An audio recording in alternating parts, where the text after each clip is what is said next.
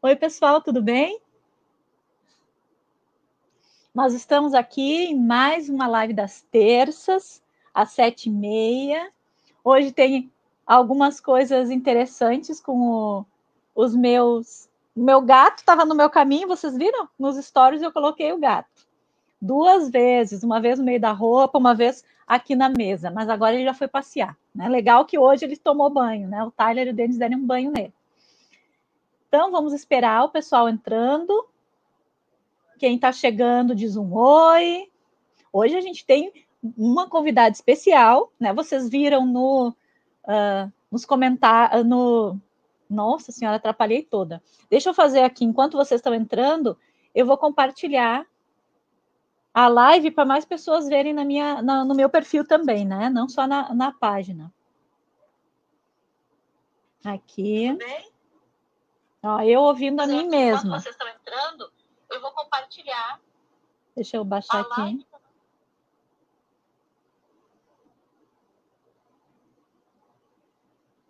Onde é que eu consigo compartilhar? Não deu. E aí, gente, ninguém vai me dizer um oi? Quem vai ser a primeira pessoa que vai dizer oi hoje?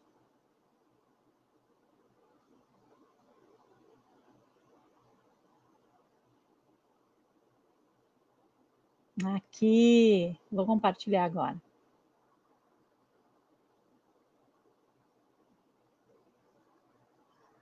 Oi, André, tudo bem?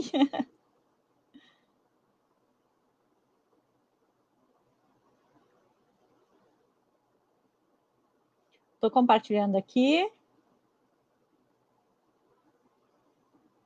Minha página também.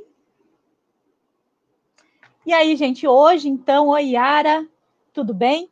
Hoje nós temos uma convidada especial que vai continuar aquela conversa, né, que a gente teve com a Fernanda outro dia, sobre educação para as relações étnico-raciais na escola, que é uma conversa muito importante. Como eu disse na chamada para a live, não dá para a gente terminar novembro, principalmente agora que nós estamos ouvindo tantas coisas a respeito disso, tantas pessoas se manifestando a respeito de racismo, de antirracismo, e não ter mais uma convidada, né, mais uma pessoa para falar sobre isso. Então, a Indiara, que é a convidada de hoje, já vou colocar ela aí, vai conversar com a gente, vai se apresentar para vocês e vai conversar com a gente sobre esse tema, sobre a importância desse tema. Aí eu quero que vocês tenham coragem, façam perguntas, porque ela está aí para conversar com a gente, tá bom? Vou colocar a Indiara aqui. Indiara, você está aí? Vamos ver. Oi! Olá! Tudo bem? Então pode Tudo começar bem. se apresentando, dizendo o que faz, aonde trabalha. Bom, o meu nome é Indiara Tainã, eu tenho 38 anos, sou professora da Rede Municipal de São Leopoldo, atualmente atuando junto ao Conselho Municipal de Educação como assessora técnica e professora da Rede Municipal de Novo Hamburgo. Também atuo como coordenadora do projeto Pingos e Gotas de Luz, do seu Luz Divina, e tenho formação em atendimento educacional especializado e neuropsicopedagogia. Então, trabalho muito com essa área da inclusão, da educação inclusiva, né, da diversidade, e com uma militante do movimento negro. Muito bem, eu sei que tu também está no grupo junto com a Fernanda. A Fernanda já disse boa noite aqui, né? As professoras pretas que somos eu, a Fernanda e a professora Rose Dias, né? Somos cofundadoras do coletivo de Profs Pretas. Hoje temos nesse coletivo mais de 150 professoras aqui do Rio Grande do Sul e de todo o país, né? Como uma forma de aquilombamento, de fortalecimento, primeiro dessas mulheres, né? De acolhimento dessas mulheres, professoras, e professoras negras nesse espaço do Vale dos Sinos, né, em que a gente tem como referência ser o berço da colonização alemã, né, da colonização europeia, mas que também é marcada, como todo o Brasil, e precisa ser lembrada, né, pela sua cultura africana, afro-brasileira, afrodiaspórica e por toda a sua ancestralidade indígena. Então, esse trabalho que nós fazemos, nos aquilombando e nos fortalecendo, em especial nesse ano, onde a gente precisou fazer essa parada para pensar a necessidade e a importância da educação para todos nós, enquanto sociedade, vem nos ajudado a fortalecer esse grupo, nos aprimorarmos nos nossos estudos, mas também pensarmos e trabalharmos para que sejamos seres humanos melhores e professores melhores para as nossas crianças.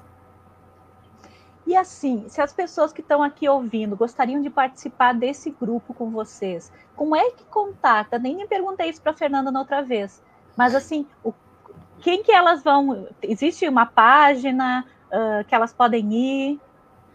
Nós temos no Facebook, né, o coletivo de Profs Pretas, então vocês podem acessar por ali, uma de nós vai fazer a acolhida dessa pessoa, no Instagram também, Profs Pretas RS, então as pessoas podem nos contatar, e esse é um grupo, sim, é um grupo de professoras negras, né, de profs pretas, mas que estamos abertas e disponíveis porque a gente entende que para construir uma educação antirracista, a gente precisa caminhar lado a lado, professores negros e professores não negros, para que a gente efetivamente consiga colocar essas legislações que nos amparam em prática, né?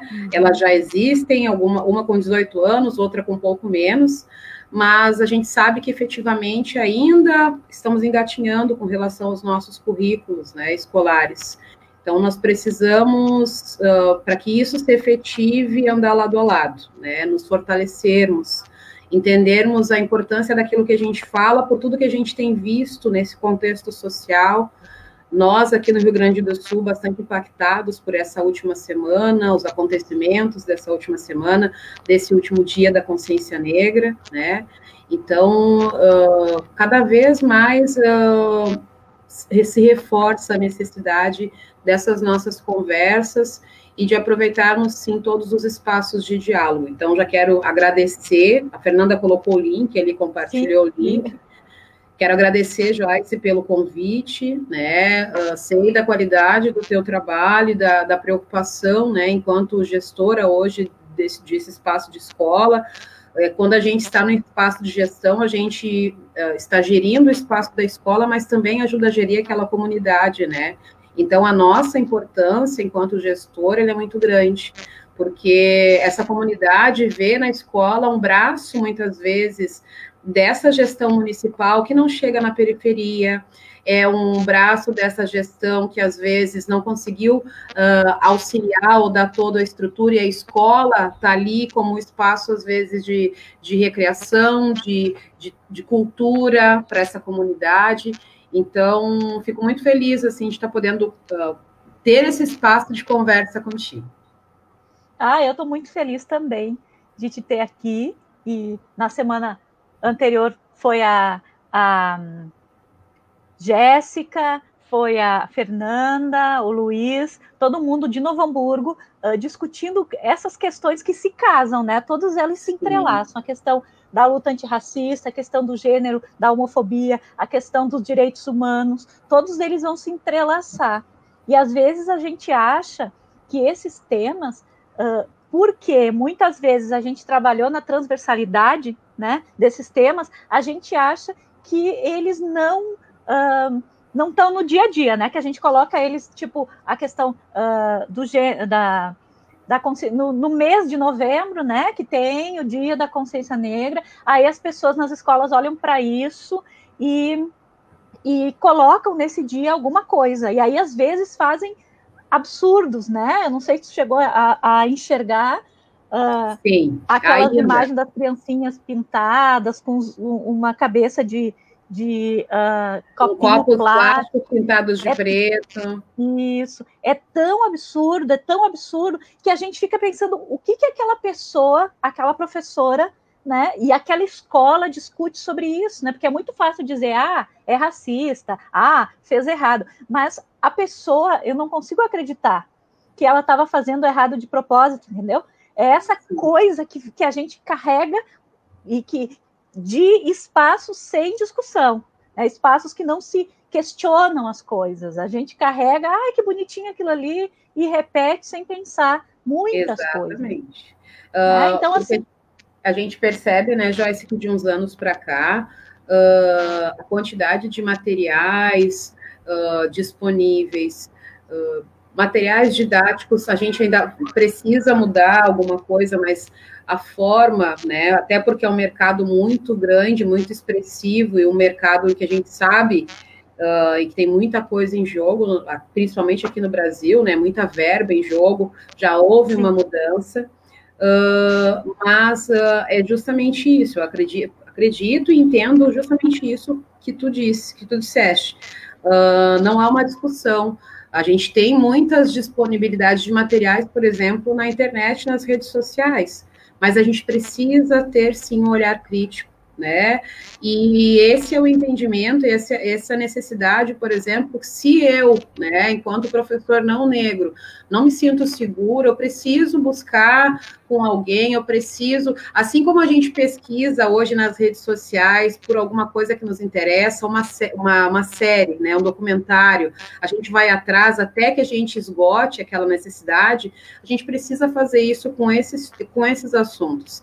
Eu vou encontrar em alguém, a gente tem o coletivo de profs pretas, toda a cidade, praticamente todas as cidades têm uma secretaria de igualdade racial, vai existir alguém que vai poder te ajudar a refletir sobre aquilo ali. Muitas reflexões, Joyce, às vezes são difíceis, porque elas precisam partem do campo das experiências que aquele ser humano teve e que vão te fazer refletir sobre aquilo que tu estás propondo, né? Eu estive em um espaço escolar, né, em Novo Hamburgo, há uns anos atrás, quando eu entrei no município, né, e acredito que bem isso que tu disseste, com uma boa intenção, houve uma proposta que se pensasse em algo da consciência negra, enfim, e o que foi proposto e trabalhado com as crianças foi uma música final da década de 80, início dos anos 90, que é a música Nega do Cabelo Duro, né?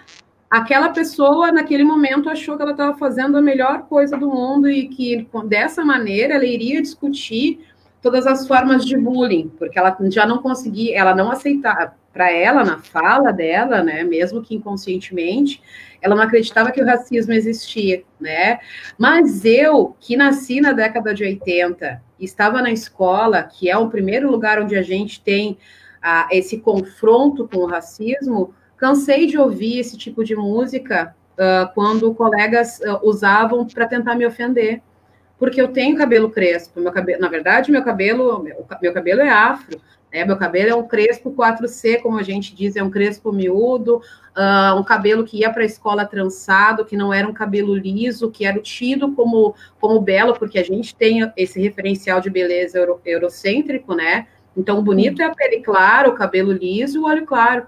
Então, eu nunca estive dentro desse ideal de beleza e passei a minha infância inteira ouvindo esse tipo de música.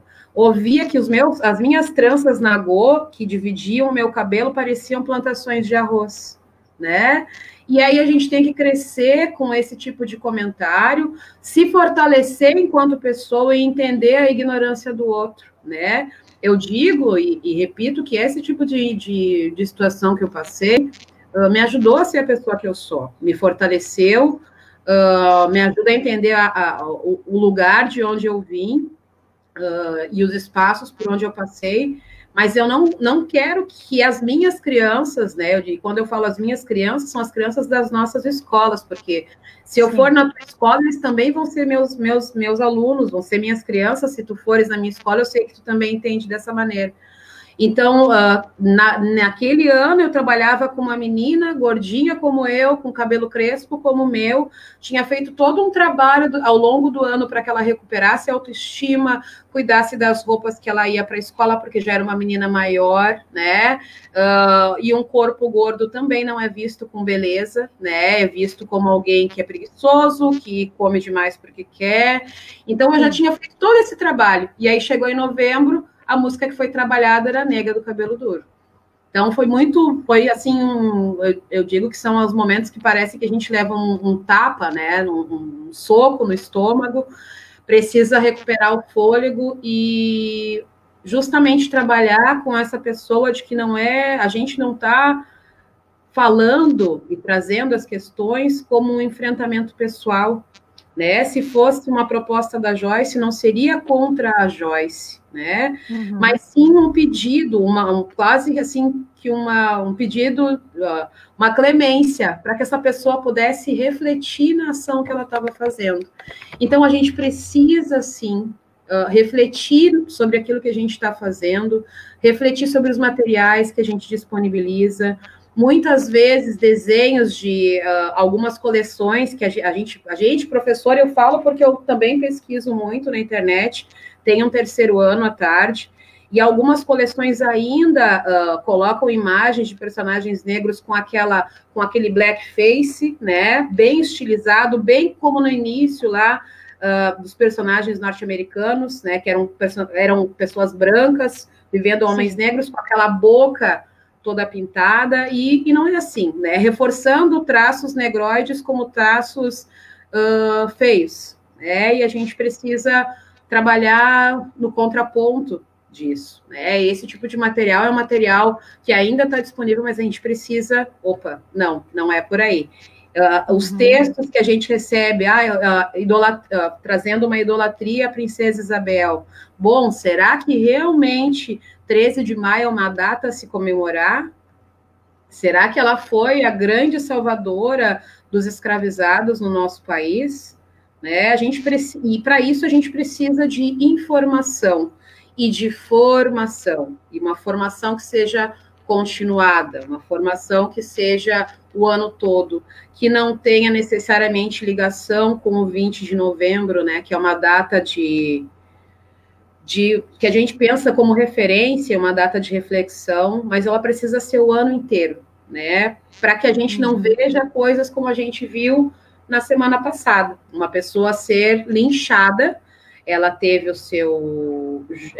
foi presa, ela apanhou e ela foi julgada e ela foi morta no mesmo espaço, sem ter direito a que se pensasse, se desse o direito da dúvida de que aquela pessoa fez ou não alguma coisa errada, né? E isso porque nosso inconsciente coletivo ainda tem dentro dele a imagem de alguém suspeito, de alguém bandido, de alguém criminoso, como um homem negro como o Beto, né? Então, a gente precisa muito pensar, refletir e ir trazendo um pouco dessas provocações que eu já trouxe agora na nossa conversa, para que a gente possa fazer uma sociedade diferente, uma escola diferente, pensar em algo, um mundo diferente. Sabe que eu vou olhar aqui alguns comentários. A gente tem aqui o Reginaldo de Joinville, né, que ele fala aqui em Joinville 2 casos bem tristes que aconteceram após a eleição. A primeira vereadora negra da cidade e o primeiro cadeirante ameaçados de morte. Daí ele diz, jamais imaginaria isso aqui. Eu acho que quando a gente mora numa cidade, né, e a gente já tem uma consciência, a gente sempre tem a esperança que as outras pessoas da nossa cidade também sejam assim. Mas eu posso dizer para o Reginaldo que Novo Hamburgo aqui não é tão diferente. A gente tem muitas pessoas ainda minimizando essas situações de racismo e querendo utilizar uma ideia falsa de que a gente só parar de falar no racismo, ele vai desaparecer, né? Sim. O racismo só existe porque vocês ficam falando nele.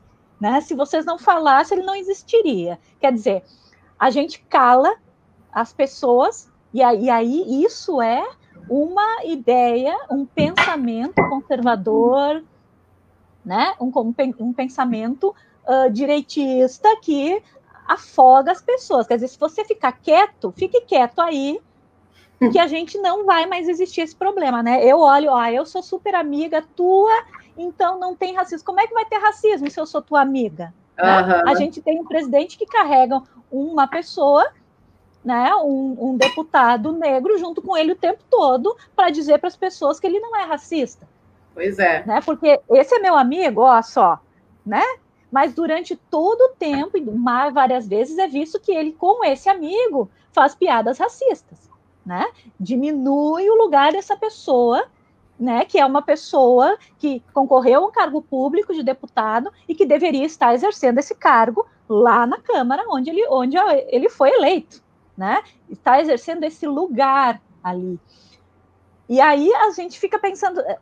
essa semana eu assisti, enxerguei aqui uma live de uma pessoa aqui de Novo Hamburgo também, que disse que estava minimizando de novo a situação que tu estava falando antes da morte do Beto, né, no Carrefour. Não foi racismo, né?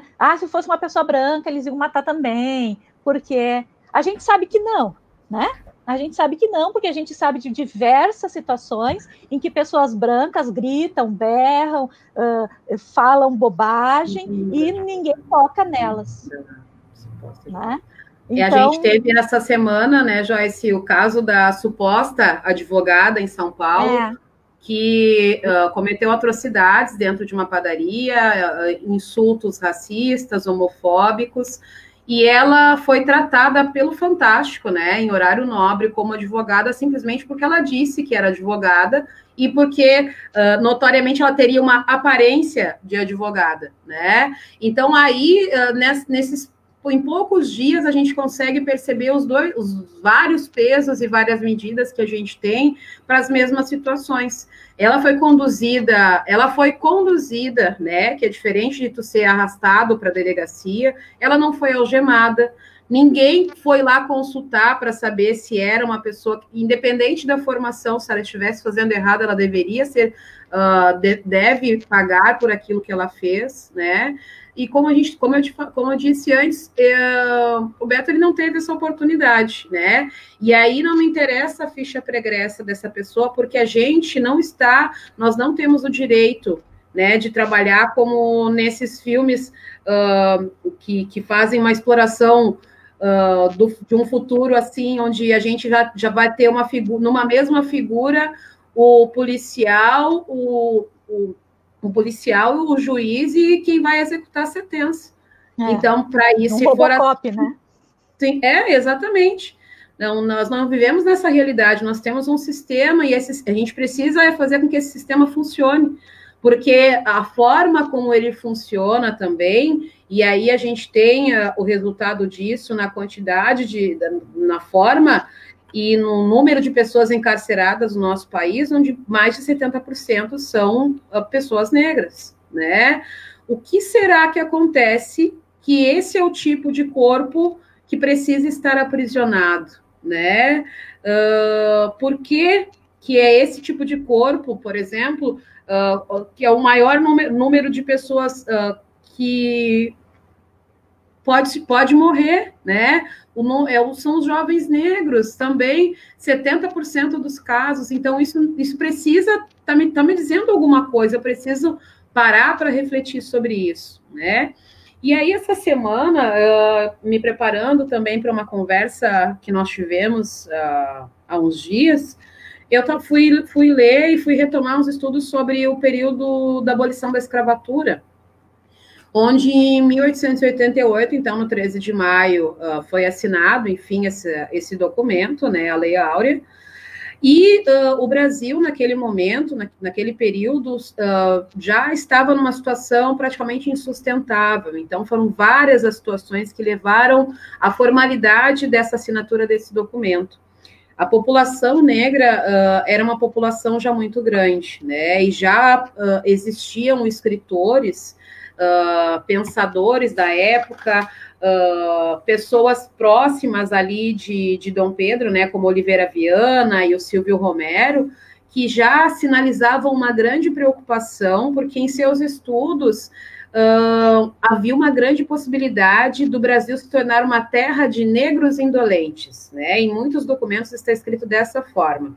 E alguns citavam, né, acredito que era o Silvio Romero, que até os anos 2000, o Brasil, o perigo de que o Brasil, todas as pessoas tivessem esses traços negroides. Então, se começou desde antes do processo de abolição, uma preocupação muito grande, um investimento para a vinda desses imigrantes europeus, né, imigrantes brancos, para que se houvesse um branqueamento da nossa população, né? Tamanho era o medo de que o Brasil se tornasse essa terra de negros indolentes. Então, a previsão deles, né? E aí a forma de falar também se refere ao corpo negro novamente como uma coisa, né? A coisificação do ser humano, porque falava da necessidade de cruzamento, né? E a gente só escuta esse termo hoje em dia, espero eu, que na biologia, né? Quando nós vamos estudar a questão genética, né? Os genes recessivos e dominantes. Então, falando da necessidade de cruzamento, de contato, né? Dessas pessoas de pele mais clara com negros e negras, enfim, para que a população pudesse clarear, né? Assim como esse processo, que é um processo biológico, também o processo de apagamento, de branqueamento da cultura. E de que forma se deu isso, né? Esse processo de branqueamento cultural, ele começa justamente em função dessas preocupações. Tem um ponto bem importante, que é em 1890, 2 anos do pós-abolição, onde é instaurada a lei da vadiagem, né? E é uma coisa bem interessante, porque nessa lei não estava escrito em lugar nenhum o que era a lei da vadiagem, o que definia como vadiagem. E aí acaba se percebendo que, pela lei da vadiagem, quem eram as pessoas presas? E aí a gente vai conseguir fazer esse contraponto com o que nós estamos vivendo. Eram as pessoas que estavam praticando capoeira, as pessoas que estavam nos batuques e rodas de samba, as pessoas que estavam nos batuques das religiões afrodiaspóricas, né? E as pessoas que estavam andando na rua sem ter para onde ir. Ora, 2 anos no pós-abolição, né? Quem eram as pessoas que não tinham para onde ir, estavam circulando em grande número na rua? Era a população negra, na sua grande maioria. Né? E a gente tem registros, como por exemplo do João da Baiana, que é um grande sambista, né, que em 1909 foi preso pela lei da vadiagem e teve a arma do crime, né, presa e confiscada pela polícia da época. Quer saber qual foi a arma do crime, Joyce? Era um pandeiro, né, porque ele era um sambista, então essa é a arma do crime. E nós acabamos por perceber, já desde 2015, começou a se falar que existia um grande acervo, né, cultural e das religiões afrodiaspóricas dentro de um museu.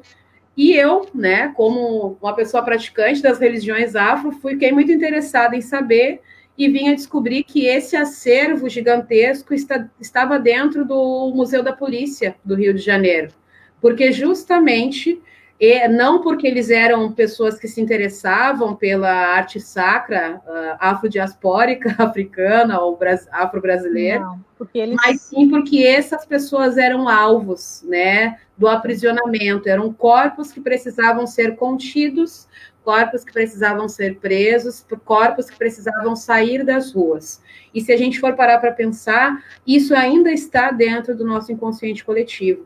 A formação de policiais, a gente sabe que algumas referências utilizadas na formação, informação para seguranças, por exemplo, descrevem os tipos, né, os tipos físicos das pessoas que são suspeitas com traços de pessoas negras, né? A gente sabe disso. Então, é importante que a gente consiga refletir, e essas informações, elas precisam justamente estar em conversas como essa que a gente tem agora, né? Elas precisam ser disseminadas para que a gente consiga refletir sobre o que a gente está fazendo, né? Então, não é uma ação isolada. Nós conversávamos, né, eu e meu companheiro, sobre todas as situações do George Floyd, que vieram a acontecer esse ano, e nós conversávamos que infelizmente não seriam situações isoladas, né? E infelizmente no Dia da Consciência Negra, na véspera do Dia da Consciência Negra, a gente passa de novo pela mesma situação, né? Onde alguém não consegue respirar e perde a sua vida porque foi julgada e executada por causa da sua cor. A gente fica bastante impactada, foi uma coisa muito... para as pessoas que compreendem, né, o que realmente aconteceu, a gente ficou muito impactada, né? Foi uma coisa que... uma situação que me impactou muito quando eu cheguei em casa, e eu fico pensando... poderia ter sido, ficou muito próximo da gente, né? Poderia ser uma pessoa que eu conhecesse, poderia ser meu marido, né? Poderia ser meu filho, e aí a gente olha para isso com esse pesar, né? E ao mesmo tempo a gente fica ouvindo todo esse monte de coisas que é sendo dito totalmente sem... Eu gostaria de dizer que é totalmente sem pensar, né? Que as pessoas comuns não estão fazendo essa maquinação, mas eu sei que existem, né? Existem pessoas que têm lugar de fala em espaços maiores, né? Que disseminam esse olhar de que não é racismo, de que racismo não existe, com poder, né? Porque estão sendo ouvidos por muita gente. Mas eu queria trazer a nossa conversa um pouquinho para dentro da escola, né? A gente, no início, estava falando, nós não podemos só pensar nos dias do mês, né, de novembro, da consciência negra. Mas o que é que a gente pode fazer no dia a dia? Né? Que tipo de ações são importantes a gente pensar e até discutir? Né? Eu sei de uma, por exemplo, que é a questão da representatividade nos brinquedos, né? Da gente ter brinquedos, bonecas que representem todas as pessoas, né? A gente tem um estereótipo de boneca meio padrão, né? Ou ela é uma Barbie, ou ela é um bebê, né? Que é um bebê bem branquinho. Então, ter esses brinquedos, mas não só as bonecas, né? Também jogos, né? Que a gente tem jogos como Mancala, por exemplo, jogos africanos ancestrais, né? Que são jogos antiquíssimos e que nos ensinam muitas coisas e que deveriam ser colocados lado a lado com outros jogos da cultura europeia, como o xadrez, como qualquer outro jogo, né? Esses tabuleiros deveriam ser colocados também. Mas isso são duas coisas simples, assim. Eu acho que tu pode nos dizer mais coisas que a gente tem que observar no dia a dia, né? É bem importante, essas duas possibilidades que tu traz são muito importantes, e a partir daí o entendimento que a gente precisa ter é que justamente, como a Cláudia ali citou nos comentários, né, desse nosso ainda olhar de superioridade quando a gente fala pelo ponto de vista eurocêntrico, né? Em nenhum momento a Mancala perde para qualquer outro jogo de tabuleiro, porque ela é um jogo que vai trabalhar o raciocínio lógico, vai trabalhar uma série de questões da matemática, do cooperativismo ali, que tu pode utilizar em sala de aula, dentro dos espaços por onde tu estás, e que a gente desconhece porque ainda são considerados saberes inferiores, né? É isso. Primeiro de tudo, nós precisamos entender que, por exemplo, a filosofia, né? A filosofia é grega, sim, como diz o Luiz Antônio Simas, que é um autor que eu utilizo e tenho estudado muito, né? Sim, a filosofia grega, da Grécia, ela é grega. A filosofia da África é africana, sim. Cada povo tem a sua filosofia, né? E uma não está acima, né? Ou é superior à outra. A gente só não teve a oportunidade de conhecer e entender um pouco mais. Mas agora nós temos quase que essa obrigação, né? Como formadores de opinião, enquanto professores, enquanto pesquisadores que nós somos, porque passamos a vida toda estudando para melhor atender aquelas pessoas que nós atendemos, nós precisamos buscar esse conhecimento, né? E aí eu trago uma reflexão sobre o que a gente tem com a BNCC, que é um movimento que esse ano se colocou justamente como uma obrigatoriedade na nossa forma de trabalhar e de pensar os conteúdos, e que já traz uma série de maneiras diferentes de pensar, de dar a possibilidade de conhecer algo que seja diferente, te dá a liberdade, né? Eu precisei me dar o direito e a oportunidade de estudar um pouco mais, né, sobre o que a Base Nacional Curricular nos traz e nos proporciona. E se a gente conseguir observar, nós temos sim, né? Se eu for olhar os conteúdos, por exemplo, do terceiro ano, que foi os que mais me detive, nós temos ali a oportunidade, por exemplo, de trabalhando com a questão da história, as questões das religiosidades, conhecer todas as religiosidades, né? Entender e falar sobre potências de outras que não sejam somente vindas da cultura eurocêntrica. Se eu vou falar de filosofia, por exemplo, se eu vou falar sobre os super-heróis, né? Ou se eu vou falar sobre a mitologia. Nós temos a mitologia greco-romana, a mitologia nórdica, que é algo que é extremamente oposto à nossa estrutura cultural, e que a gente conhece tão bem o Thor, sabe um pouco desse conhecimento. E por que a gente não pode conhecer os orixás, né? Nas histórias que a gente conta para os pequenos? Porque eles são cultura. Antes de ser religião, eles são parte da nossa cultura, né? Ali várias contribuições das meninas, né? Os símbolos africanos, né?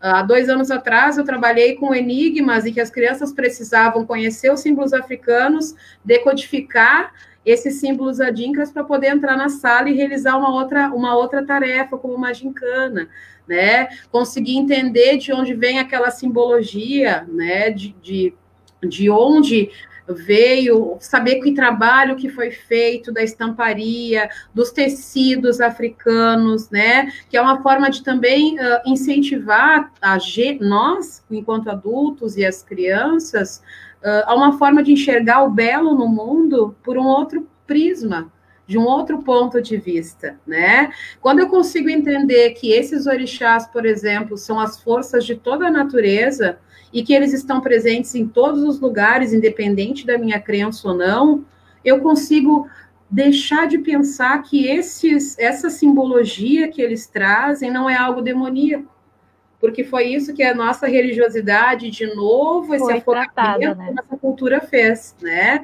Então, tem várias formas de, na sala de aula, conseguir fazer e trazer esses elementos, né? Trazendo a questão da ancestralidade, chamando os mais velhos para conversar. Quando a gente senta na educação infantil e faz aquele momento da roda, daquele acolhimento, isso é tradicionalmente da nossa cultura africana, da nossa cultura, da nossa ancestralidade indígena. É um espaço onde todos podem se enxergar, sim, onde todos têm vez e voz. Por que não uma cantiga africana para receber as nossas crianças quando a gente está na educação infantil, né? Uma canção de niná. Por que não trabalhar com livros com personagens negros, né? Ou contando histórias da África?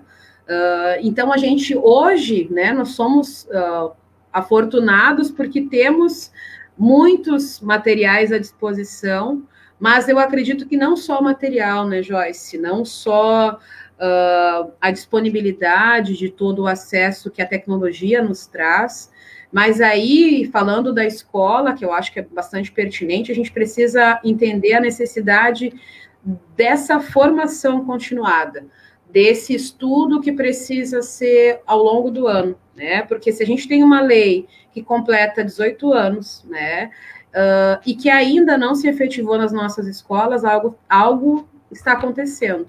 Se nós precisamos que o Tribunal de Contas do Estado vá fazer verificações, e o Rio Grande do Sul é o único estado que o TCE vai fazer fiscalização com relação à Lei 10.639 e 11.645, é porque o que está escrito no papel ainda não está sendo feito.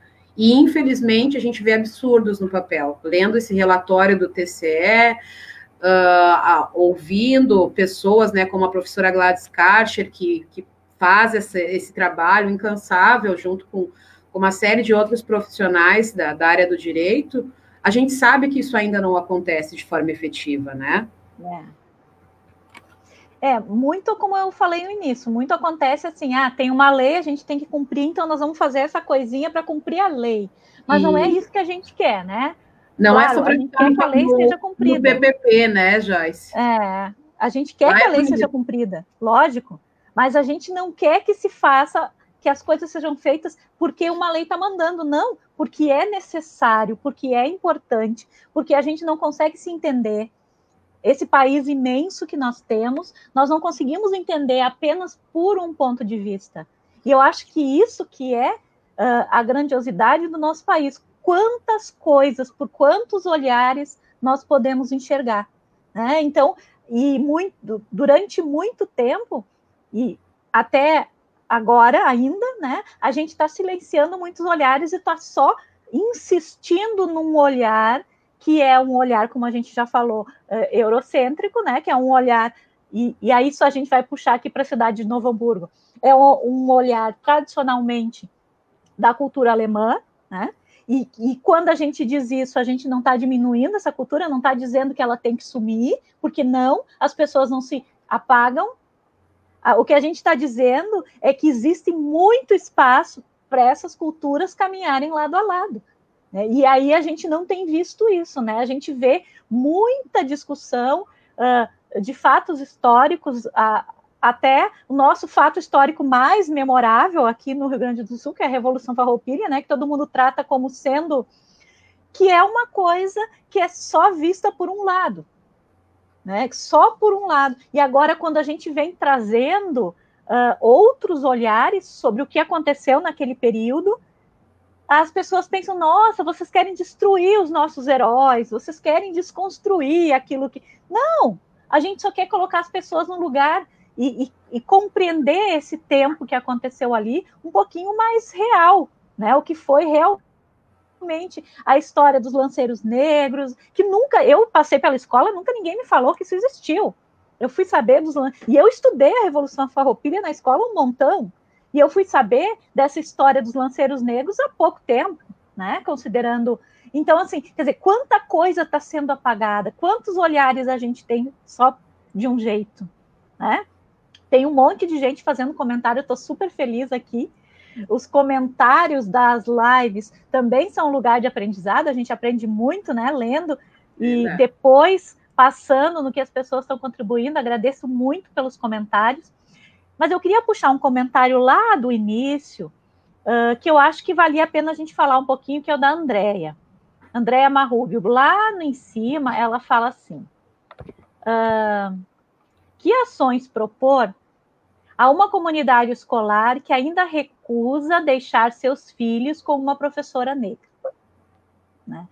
E aí tem várias pessoas comentaram, a Fernanda inclusive, existe racismo é crime? Claro, mas não é olhando para a pessoa, para os pais e dizendo assim, você é racista, você vai ser preso, que a gente vai transformar a situação. Né? A situação vai se transformar no momento daí, em que essa escola compreender a escola inteira, né? Porque não é uma professora negra na escola, não, é a escola que tem que se entender. Então, não é, os pais não vão deixar seu filho com aquela professora negra. Não, os pais vão deixar seu filho na escola com a professora que for determinada. Só que isso precisa estar na discussão da escola. Daí, mais adiante, a Andrea diz que essas coisas não são discutidas na escola. Né? Então, assim, não é só jogando... claro, a gente tem que colocar a lei, né? Tem que dizer em determinado momento isso, mas isso não apaga a situação. Né? A pessoa vai deixar seu filho, então, com a professora negra porque é obrigada por lei, e ela não vai se transformar o pensamento, não. Ela vai ficar falando mal, ela vai ficar irritada com a situação, e a situação toda não vai ser trabalhada. Então, a escola toda tem que olhar para isso como, não, nós somos uma escola e todos nós somos profissionais dessa escola e nos acolhemos e nos abraçamos mutuamente. Né? Não pode se permitir que uma pessoa diga assim, com essa professora eu não quero. Né? Isso aí não está... Mas se a escola não tem essa discussão de verdade, né? Às vezes eu digo assim, a escola, todo mundo é amigo, né? Todo mundo é... Mas lá não vamos ver, se não tem uma discussão realmente séria, a gente tem que ser muito mais do que ser amigo na escola, né? A gente tem que ser profissional, a gente tem que pensar, a gente tem que enxergar o lugar da escola pública como um lugar formador para essa comunidade. Né? E esse lugar formador só se essa escola se engajar. E né? É isso que é justamente por situações como essa que o coletivo de Profs Pretas nasceu, né? Como espaço de fortalecimento, e no momento de uma situação como essa, justamente como tu disseste, é um momento em que a escola inteira precisa se unir, se abraçar, porque se essa pessoa conseguiu ter voz para dizer e afirmar e continuar afirmando de que ela não vai deixar seu filho com a professora negra, é porque a escola, dentro da escola não há um consenso de que essa criança é da escola e a professora também. Então, assim, eu sinto a dor que essa professora deve estar sentindo, porque a escola não estava preparada para acolher uma situação de racismo como essa. Vai precisar, sim, fazer a discussão desse momento, trazer para o seu corpo docente, para os seus funcionários, né, que estão lá todos os dias e que ajudam a educar as crianças, para os pais desse CPM, dessa PEMEM, desse grupo de pais que está ali junto da escola, e para toda a sua comunidade, que é o que a gente falava. Quando tu estás num lugar de gestão, tu estás gerindo a escola, mas tu também está gerindo aquela comunidade. Uma situação em que alguém é excluído daquele espaço da escola, é um momento em que a escola não está funcionando, ela não está servindo ao seu primordial papel, que é o acolhimento, que é ser um lugar para tornar as pessoas melhores, que é ser um lugar para educar não só as crianças, né? As pessoas acham que as crianças vão ser educadas. Não, a gente educa as famílias também. A gente educa os nossos professores também. Nós precisamos, muitas vezes, fazer esse papel e ter esse entendimento, e por isso que eu volto a afirmar a necessidade de uma formação continuada, né? De buscar parcerias, de buscar fortalecimento e de abrir espaço, sim, para discussão, para que as pessoas sejam ouvidas, né? Para que a gente possa acolher os diferentes. Nossa, como quando... que a escola vai cumprir o seu papel se pela diferença que tu tem, tu não és aceito dentro desse espaço, né? E aí a gente fala de um profissional. Imagina uma criança negra nessa escola. Pois é, eu estava pensando sobre isso também. Né? Que lugar que ela se sente, como ela se percebe nesse lugar. Então, esse lugar não é para ela. E vão ser, infelizmente, crianças que vão sair da escola muito cedo, e que podem estar alimentando aquela estatística que eu falei do número de corpos assassinados ou presos, infelizmente. É verdade. A gente não... quando a gente fala... quando tu falaste muito bem de que a escola educa todo mundo, né? Isso é uma das coisas que nós conversamos bastante lá na Dolfina, dessa ideia, né? De que é preciso e que se constrói uma cultura de escola. E por isso a escola pública é tão importante. As pessoas acham assim, a escola pública não funciona, a escola pública não é boa, então a gente vai fechar as escolas públicas e vamos privatizar tudo, né? Então existe esse discurso, que para mim é um discurso muito nocivo, é um discurso muito ruim, né, que as pessoas estão passando sem compreender que não existir uma escola pública num país tão grande quanto o nosso, tão importante, e se a gente for ver, né, em outros países desenvolvidos, existem escolas públicas, as escolas são públicas, essencialmente. Por quê? Porque essa escola é uma escola da comunidade, essa escola pública, né? Eu dou esse exemplo, e aí as pessoas podem achar exemplos em todos os lugares, né? Mas, por exemplo, a escola aqui próxima da minha casa foi a escola que eu estudei quando eu era criança. E que eu fui professora e que mais tarde eu fui diretora dessa escola. Então, quer dizer, essa escola está na minha história como está na história do entorno, de todas aquelas pessoas que moram naquele entorno. Com certeza. Então, as crianças que estão ali naquela escola, elas não são só alunos, elas são filhos, né? E aqueles pais, eles não são só pais, eles são ex-alunos, e aqueles avós também são ex-alunos. E enquanto a escola não se entende como esse lugar da comunidade, de ser da comunidade, a gente não vai ter uma escola pública que funcione, uma escola pública de qualidade, porque uma escola pública que nega isso, aí não sai do lugar. É só um lugar onde a gente passa conhecimento. E não é, né? A escola é um lugar onde a gente constrói uma cultura de comunidade, de acolhimento. Então, e essa cultura, né, a gente ultrapassa esses muros da escola e vai se instalar na comunidade, né? Porque a escola é muito importante para isso. Com certeza.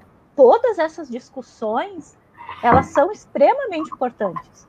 E quando a gente começa a ouvir as pessoas, quantas pessoas da comunidade podem contribuir na escola, né? Não, com certeza. E aí a gente, nesse ponto de vista que tu traz, é o mesmo que eu comungo, assim, que eu acredito, e que também está muito ligado àquilo que eu pratico, tanto na escola, quanto no terreiro, no projeto com as crianças, né? Que é esse valor ancestral que nós temos e que a gente, de verdade, né, precisa se transformar numa aldeia para poder educar as nossas crianças, que é isso que tu traz. Eu relato, né, e fico muito feliz, assim, de encontrar crianças que passaram por mim, que hoje são adultos, que já constituíram família, um que foi fazer intercâmbio no exterior, uma que hoje trabalha no supermercado, um menino que passou por mim dentro da sala de recursos e que hoje está no ensino médio, né, e que eu chamo de filhos, porque de verdade eles acabam se tornando e são, para mim, de fato, pessoas que passaram por mim, que tiveram um processo de nascimento, de constituição, pelas minhas mãos, né? E isso que eu digo que quando a criança está na escola, todos são minhas crianças, são meus estudantes, é porque são, independente se sou professora do terceiro ano, aquele que está lá na educação infantil, aquele que está prestes a sair da escola, ele precisa ter o meu olhar também, né? Aquela mãe que chega na escola e que não está bem, ela precisa receber o meu olhar, porque a escola precisa ter esse papel, e eu acredito que uma das lições que esse período de pandemia tem para nos trazer é o entendimento de que a gente precisa se aquilombar, como a gente diz no coletivo de Profs Pretas. Nós precisamos nos unir, entender, e acredito que essa doença e as situações que a gente tem vivido nesse ano, elas precisam nos ensinar que a gente não vive sozinho, de que a gente precisa uns dos outros, né, de que nós precisamos, nem que seja alguém para às vezes podemos precisar daquele vizinho que às vezes tu tem implicância, né, mas pode ser a pessoa que vai te alcançar alguma coisa quando tu tem necessidade, vai ser aquela pessoa que tu vai ter a oportunidade de conviver, porque hoje a gente está vivendo num espaço restrito, então a tua família precisa passar a ser aquelas pessoas com quem tu convive. Se tu não consegue entender que a humanidade, se a gente tem essa dificuldade ainda, nós ainda iremos passar por tantas outras dificuldades enquanto sociedade, por não conseguirmos compreender que o outro e o próximo é aquele, sim, que está mais próximo. O meu próximo, que eu respeito, não são só pessoas que têm a mesma religiosidade que eu, ou que têm a mesma cor de pele, ou que vieram da mesma família. Não, o meu próximo é quem está empurrando o carrinho, buscando o reciclado lá no meu condomínio, que passa na minha rua, é aquela pessoa de mais idade que pode ter alguma coisa assim para me ensinar, é aquela criança que está ali, né, que está tendo toda a oportunidade, que a gente olhe com olhos de ternura para essas crianças que estão passando por tudo isso como nós, estão tendo toda a força e precisam ter esperança para poder viver um mundo diferente, né? Então, cada vez mais eu compreendo que esses valores ancestrais, eles precisam, sim, ser resgatados nas nossas práticas diárias, nas nossas práticas de vida, nas nossas práticas de ensino, né? Porque quando tu consegue buscar ou ir atrás de um estudante teu, né, que nesse ano tão diferente, tão difícil, e tu vê um sorriso, ele vai se sentir amado, ele sabe que ele tem mais alguém que ele pode contar, mesmo que seja uma vez na semana que tu consegue, ou é tarde, porque a gente também está cansado, né? E a gente conseguir estreitar os laços, né? Diminuir e respeitar as nossas diferenças e conseguir buscar alguma coisa que a gente, às vezes, acha que é só uma palavra, né? Mas buscar olhar as pessoas com os olhos, com amor, né? Eu acho que é isso. São esses valores que a nossa ancestralidade nos traz e que a gente, com urgência, precisa resgatar. Puxa vida. Olha só, Indiara, a gente já conversou 55 minutos, né? Quando a gente começou, a gente disse, nossa, quanto tempo vai durar? Eles, ó, quando tu vê, já terminou. E aí as pessoas que estão aqui, gostaria de agradecer muito, que muitas pessoas, tu sabe, que assistem as lives toda semana, né? E se não conseguem assistir, depois a gente vê que depois vão buscar e vão olhar. É muito, muito legal isso, muito importante, né? Porque aqui, nesse espaço, a gente defende a escola pública, né? A escola pública, democrática e inclusiva. Até outro dia me disseram assim, escola pública de qualidade, mas eu estou meio que me irritando um pouquinho com esse tom de qualidade, porque parece que para a escola pública ser de qualidade, ela tem que importar um modelo de uma escola particular, com teste, com livro, com material, e jogar na escola pública, ela vai ser de qualidade, né? E eu acho que não. A escola pública de qualidade é uma escola democrática e inclusiva. E se ela conseguir ser isso, democrática e inclusiva, ela com certeza vai ser de qualidade, né? Porque Verdade. Numa escola democrática, numa escola inclusiva, as pessoas se preocupam umas com as outras e as pessoas se fortalecem umas com as outras, né? Então, eu tenho dito sempre isso, a escola que eu defendo é uma escola pública inclusiva, democrática. Eu acho que isso é um termo que abarca e que, por consequência, vai ser de qualidade, né? A gente vai se preocupar com o ensinamento de todos, porque eu não estou muito feliz com o que eu tenho visto do que as pessoas estão falando que é qualidade na educação, né? Às vezes, a qualidade na educação é formatar as pessoas num quadradinho e correr com elas numa linha de produção, né? Isso não é possível, porque a gente atropela muita gente, a gente atropela todas as particularidades das pessoas que a gente atropela nessa linha de produção, querendo principalmente das crianças, né, Joyce? Oi? Principalmente das crianças, né? Principalmente das crianças, né? Então, agora eu vou te pedir, se tu quiser dizer uma última palavra para essas pessoas maravilhosas que estão aqui nos ouvindo. Eu quero agradecer muito, né?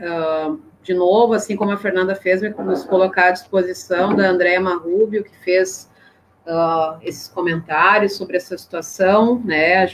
Dentro do possível, para que a gente minimamente consiga ouvi-la, né? Nós não temos todas as respostas, mas com certeza a gente sabe que situações difíceis, quando nós podemos contar um com o outro, sempre fica mais fácil, né, de atravessar, criando pontes. Essa é a nossa ideia.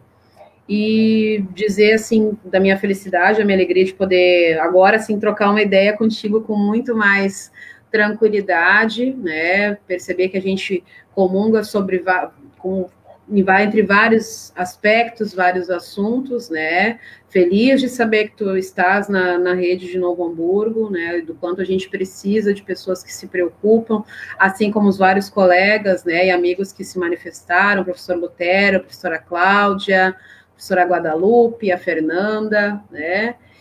E terminar, assim, de uma forma como eu gosto, né, Joyce, de pedindo, assim, que todas as forças de luz, que todos os orixás, que todas, independente do nome que a gente dê, né, para essas luzes que nos acompanham, né, para todos os nossos ancestrais que nos deixaram a sua sabedoria impregnada nessa terra, que nós possamos atravessar todos os momentos, né, caminhando para o encerramento desse ano, pedindo para que paire sobre todos nós as bênçãos, principalmente de Oxalá, né, que é o orixá que nos deu o sopro da vida, né, que soprou em nossas narinas e nos permitiu esse respirar, né, de uma nova oportunidade, que ele esteja com seu manto nos cobrindo, nos trazendo a sua misericórdia, o entendimento, e que nós todos possamos ter esperança, né? Acho que gostei muito quando ouvi o esperançar, né? Que é a esperança em movimento, que as nossas práticas nos tragam esperança, que as nossas conversas nos tragam esperança, que os nossos fazeres, os nossos cuidados com a saúde nos tragam esperança, porque a gente precisa da esperança para continuar. Muito bem. Muito lindo, muito obrigada por ter vindo aqui, por ter conversado comigo, com esse pessoal, e por ter prestigiado esse espaço, né? Como eu disse, que é um espaço que eu estou mantendo, que eu acho que é importante. Eu estou muito feliz de ter pensado nisso, né? De chamar professor de Novo Hamburgo também para falar. E agora termina o mês de agosto, na semana que vem eu estou pensando em outras, né? Uma colega minha disse: vamos falar de temas polêmicos, né? E eu acho que tem muitos temas polêmicos. Eu não sei se eu vou ter coragem de falar, né? Por exemplo, de datas comemorativas na escola, né? Quem sabe esse Sim. tema aí ia dar uma discussão boa, né? Estou pensando ainda, né, sobre isso. Então, gente, agradeço muito a participação de todos vocês que estavam aqui todo esse tempo, 1 hora. Sabem que depois essa live fica gravada, vocês podem compartilhar com os amigos, podem compartilhar com as pessoas da escola, porque ela foi muito importante, né? Agradeço muito a Indiara por ter vindo, todas as pessoas que estão aí fazendo os comentários. Um beijo para a Sheila também, que mandou um beijo para mim. Para o Lutero, né, que também escreveu bastante aí, que é bem importante a gente ler o que ele escreveu, que é bem importante. E isso aí, gente. Um beijo para vocês. Até semana que vem. Beijo, Indiara. Tchau, axé.